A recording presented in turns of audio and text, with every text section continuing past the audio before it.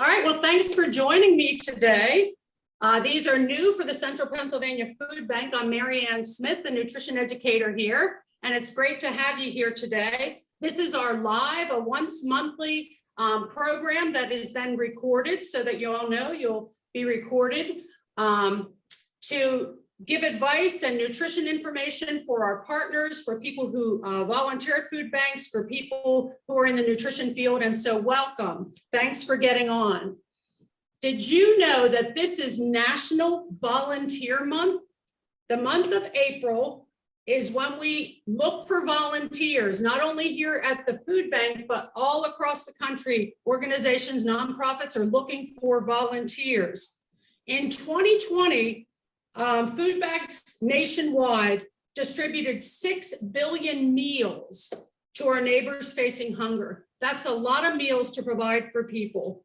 They also served 55% more people during the pandemic than in any other time in history. And so this is just really, really important that we have volunteers because they are critical to the success of a nonprofit like us.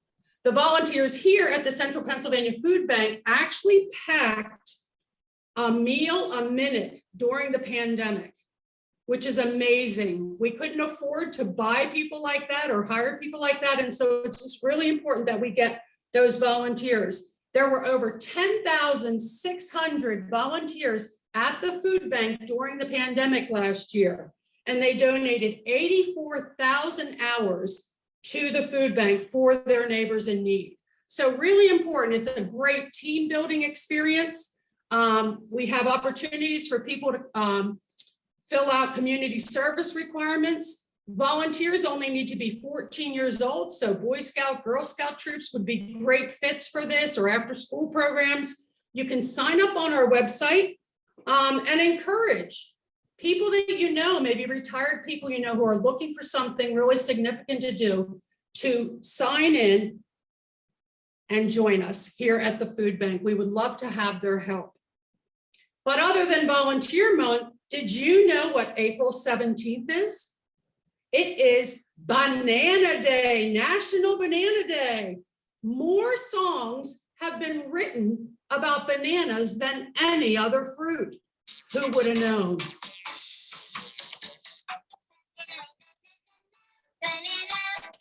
Oh, look.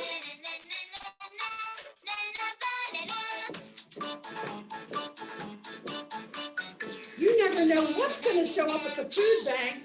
Thanks, Maria.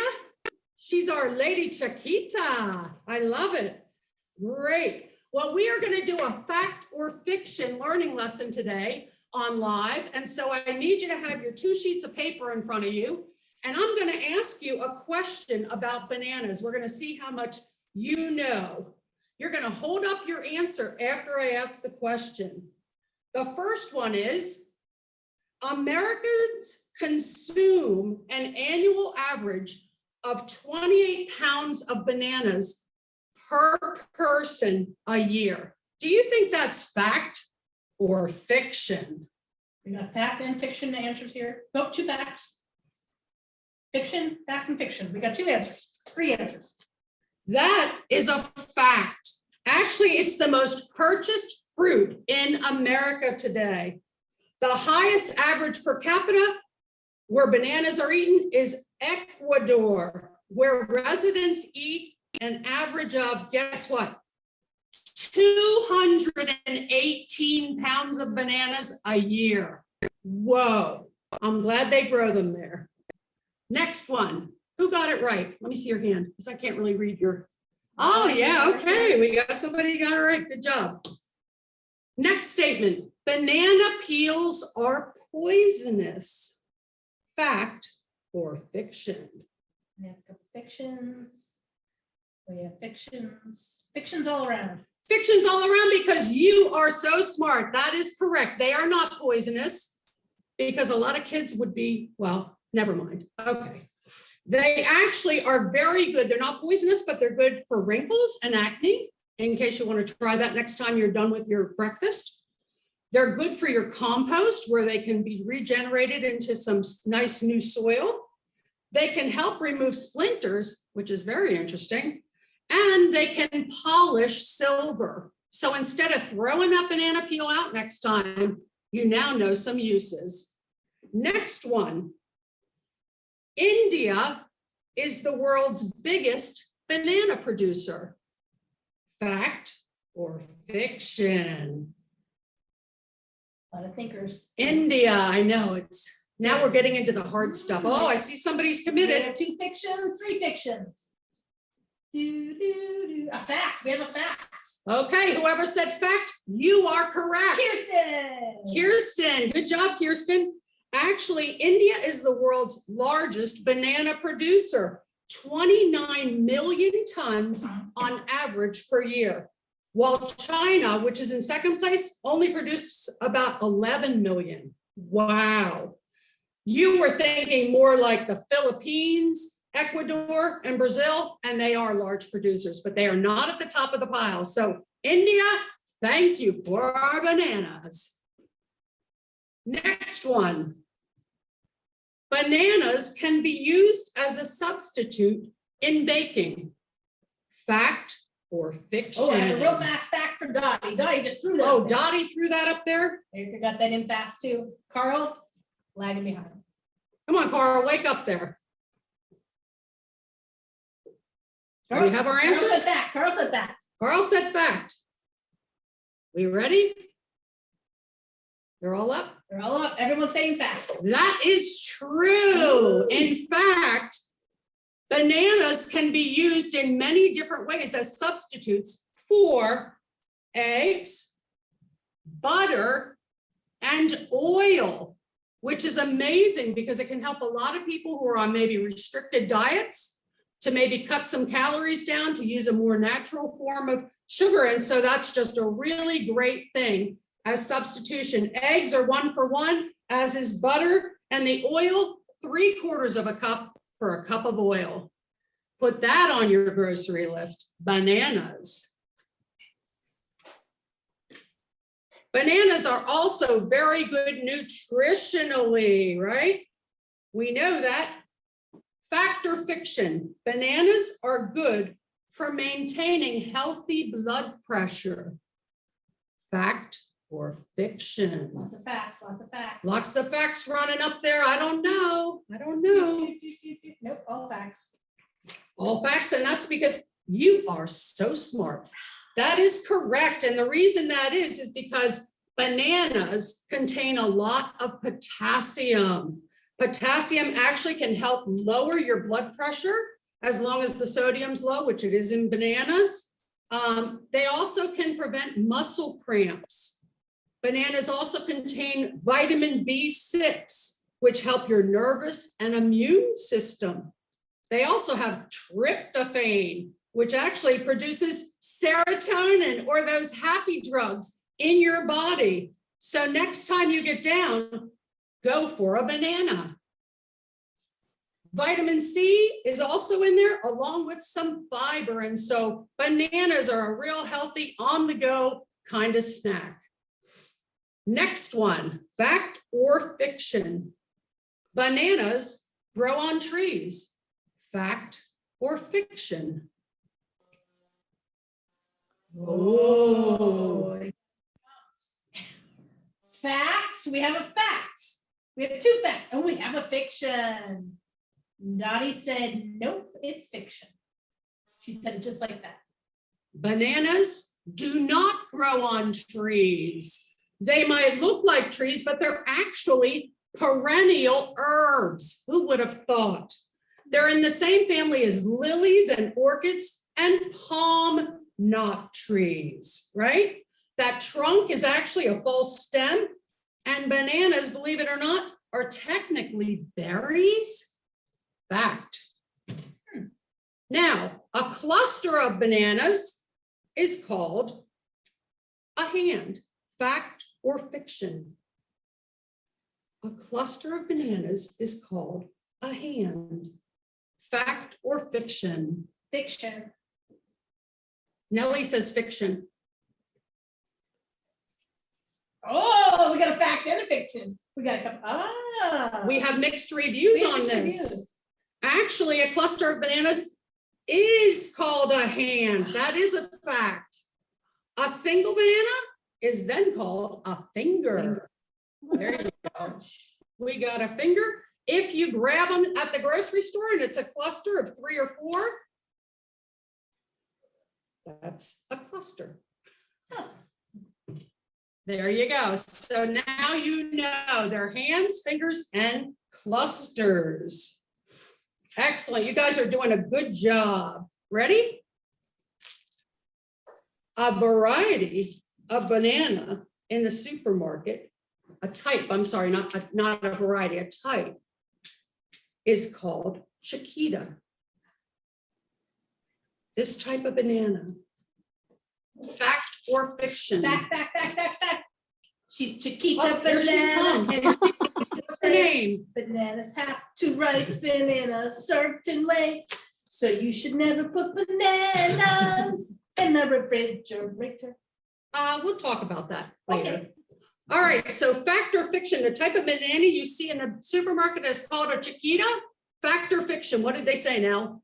They said no fact. They have a bunch of different ones. Okay, that is actually fiction. That is fiction. Actually, they are called Cavendish bananas, and they are the most commercially grown banana in the world.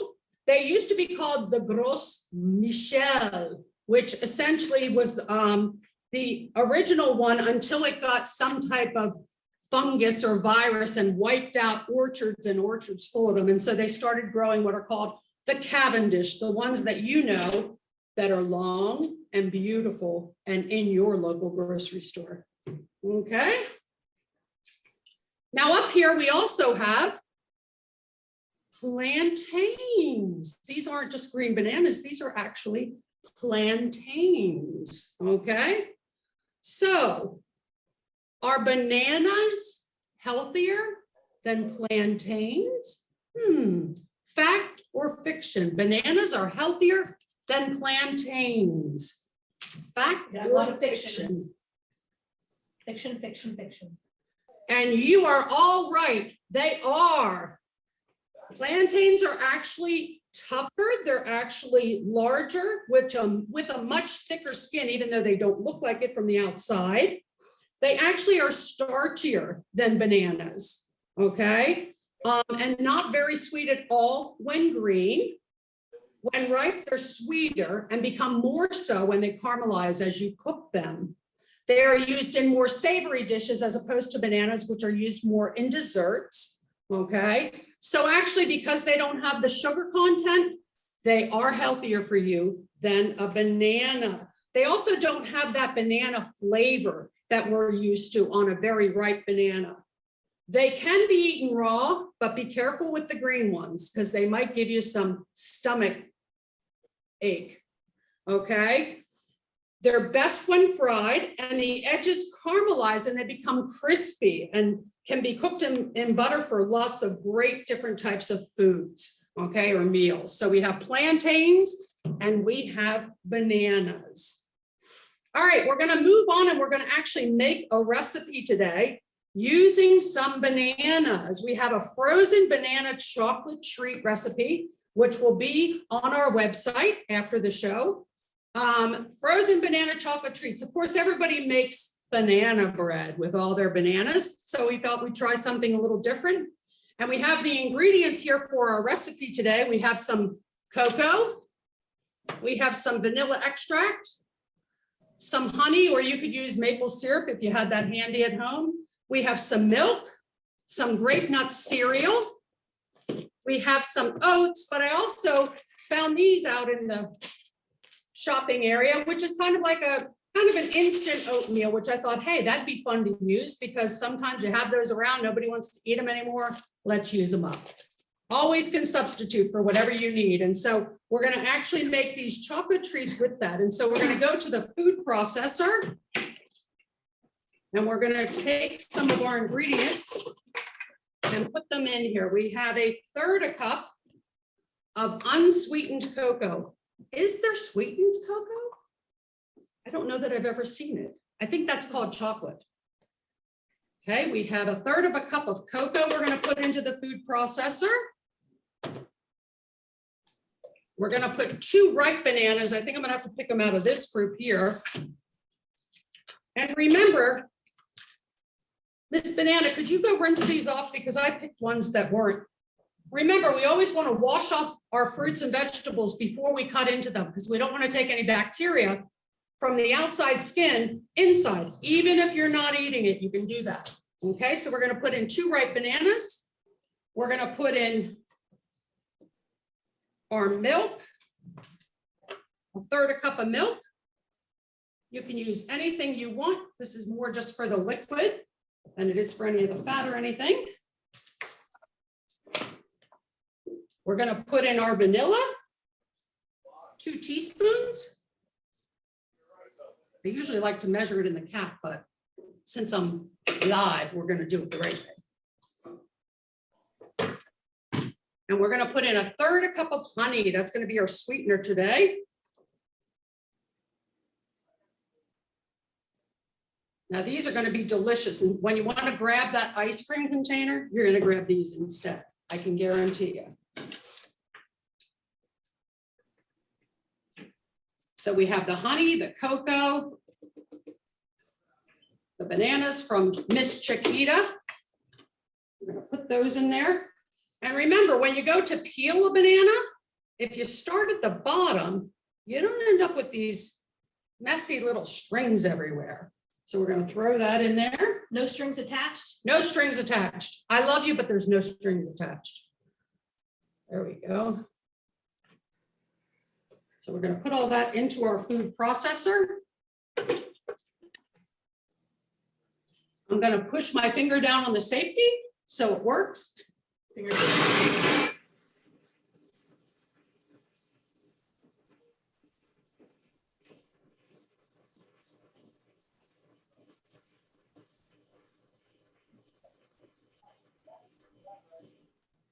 All right, that seems just about perfect. Of course, if you have a blender, you could always use a blender for that. And what we're going to do is we're going to actually pour this into our bowl. Oh, that smells delicious already. Anything with chocolate works for me. Oh, it looks very, very liquidy. And this is a no-bake recipe, so you don't need to turn on the oven. It'd be great for in the summer when it's hot outside. You want to give the kids a little treat, but you don't want to load them up on tons of sugar. Sneak in a couple bananas there. Okay, so we have that out of there. And then we're going to add our oats. We're going to add 2 cups of oats, and we're going to stir those in. Of course, oats are good food for you. Also gluten-free for those of your loved ones who can't have that gluten. And we're going to just stir it around in there.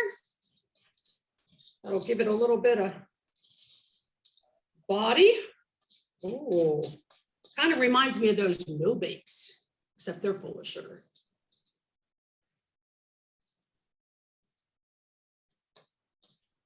Okay, so we got that nice and mixed. I'm going to add a little bit more just to make it a little bit drier, because then what we're going to do is we're actually going to roll it into our grape nuts as soon as my assistant here grabs me another bowl.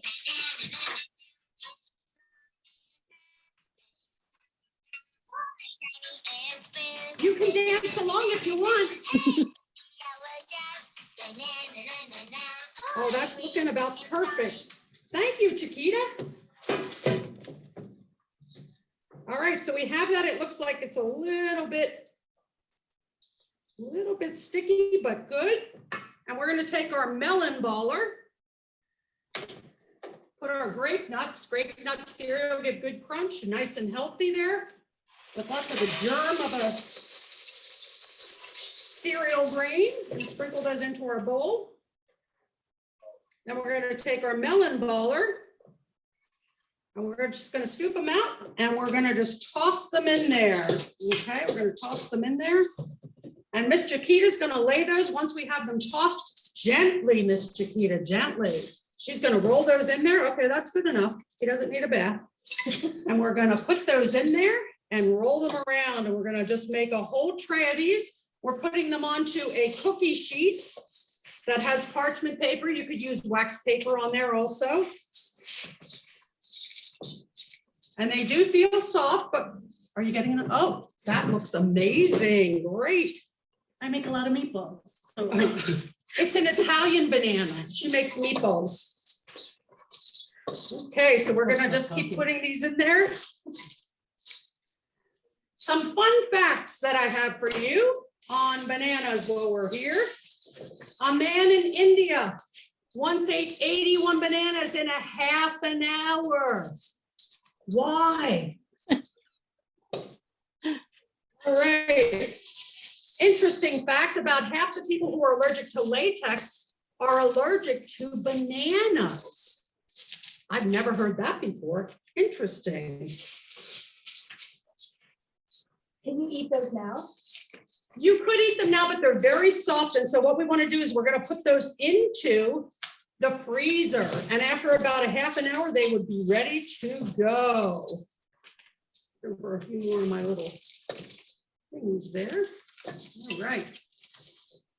All right, so I'm going to let Miss Chiquita finish up here doing this job while I talk to you about storing these bananas. How many times have you brought home a beautiful bunch just to turn around the next day and see this? Ugh. They're all overripe. What happened? Well, one of the things about bananas is they are very, very susceptible to something called ethylene. Ethylene is an invisible, odorless gas that's naturally produced by fruits and vegetables. Not all of them. It's known as the ripening hormone. And the reason it is because it's used to get that fruit to the perfect level of perfection. A nice, now we all have different likes. This would be perfect for me. Just a little bit brown. The sweetness has just reached just about its top potential. I would never eat a green banana, for the record, but some people like them that way. And so it's really interesting. So this ethylene can cause problems like premature aging in fruits, over ripening, rotting, and cause strange odors in your fridge. So that might be the culprit, not just your husband spilling everything. Okay. When we have this, we need to realize if they are an ethylene producer or an ethylene absorber. So when you look at them, all fruits are either an absorber or a producer. So when we get home from the store and we want to lay our fruits out in a nice bowl together, we're asking for trouble, because these apples are big ethylene producers, and they will start to ripen those bananas and those avocados and cause all kinds of havoc with other things. And so we want to actually store them separately. So get yourself a chart. There's lots of them found online where you can put it by your fridge so that you know how to store those. Blueberries are one of the highest ethylene producers in the berry family. I didn't know that. Bananas are tricky. They're very sensitive to ethylene when they're green, but when they're ripe, they produce ethylene. And so those you want to keep completely separate than your other fruits and vegetables. So a few things. You want to keep your produce cold if it's supposed to be kept cold. Ones that are already ripe when you buy them need to go into the fridge to stop that process. You also want to keep it dirty. You don't want to wash your produce until you're ready to use it, because that actually takes off the protective coating that's on all kinds of fruits and vegetables and starts that decaying process. You also want to keep it breathing, like in paper bags or plastic bags that have the holes in it. I think they even sell some specific kind of fruits and vegetable bags now that you can buy. And you also want to eat them at their peak. So if your avocado finally gets ripe, you can then put it in the fridge and keep it for another couple of days, where it will stop or at least slow down that process of doing that. You want to, don't forget that if you cut fruit, you want to use it within 2 hours if it's sitting out at room temperature. Otherwise, it starts to get bacteria. And so you want to make sure you do that. Remember, we have all kinds of recipes on the Central Pennsylvania Food Bank nutrition website. We also have other videos, how-tos, but this looks like it's going to be great. Let me just show you what Chiquita's got going on back here. Oh, I have a question. Were you using quick oats? Actually, these are rolled oats. Rolled oats? These are rolled oats, but look at those. Do they not look delicious? I don't know. I'm going to have to try one. Would you leave them in the freezer until you're ready to eat them? How would you do that? Whoa, they're delicious. You want to freeze them for a half an hour, then put them in a Ziploc baggie, and you can keep them in the freezer like that and they won't stick together. But oh man, I'm sorry you don't have taste division, but take my word for it. They're amazing. This is Mary Ann at the Central Pennsylvania Food Bank live. See you next month.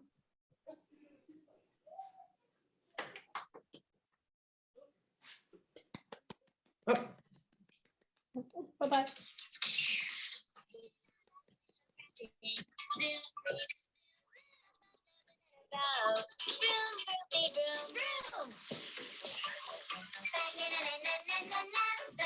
Thanks for coming, everybody. Tell your friends. Your life won't be the same.